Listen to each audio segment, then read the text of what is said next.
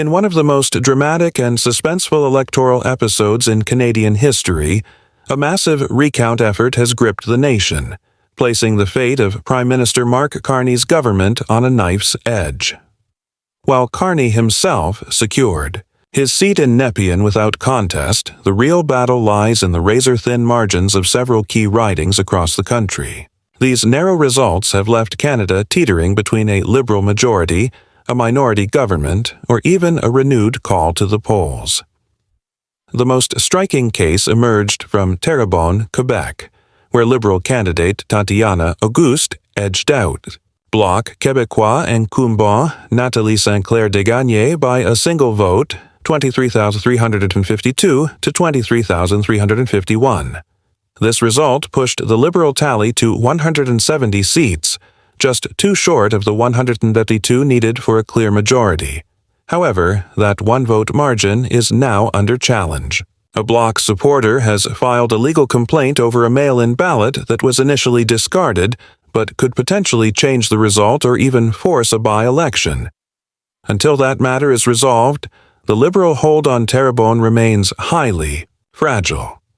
Meanwhile, in Ontario's Windsor-Tecumseh Lakeshore riding, another recount confirmed a win for Conservative Kathy Borelli by only 4 votes over Liberal Irek Kusmierczyk.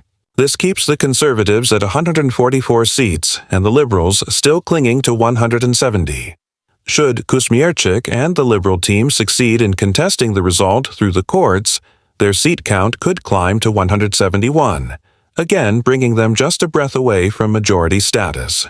But without both Terrebonne and Windsor firmly in their column, the Liberals would be left leading a minority government, potentially reliant on shaky alliances or opposition support. The stakes are undeniably high as the recounts now serve, not only to finalize the vote count but to determine whether Carney's leadership begins with a mandate strong enough to pass legislation freely, or one bogged down in compromise and opposition blockades. Adding to the tension, the riding of Terra Nova, the Peninsula's initially too close to call, has now been officially declared a Conservative win by just 12 votes after a full recount. Though it doesn't directly affect the Liberal path to majority, it underscores the broader volatility of this election and how every single vote truly mattered. Across the country, legal teams, political strategists, and electoral officers are working overtime to validate results, address ballot concerns, and prepare for possible judicial appeals. Yet, as things stand, Carney himself is safe in Parliament, having won his race decisively. The challenge he now faces is not personal defeat, but political gridlock. The future of his government hinges not just on recount tallies but also on legal interpretations, possible by-elections, and how the public perceives the legitimacy of such tight victories. With Canada's final seat count still hanging in the balance, one thing is certain.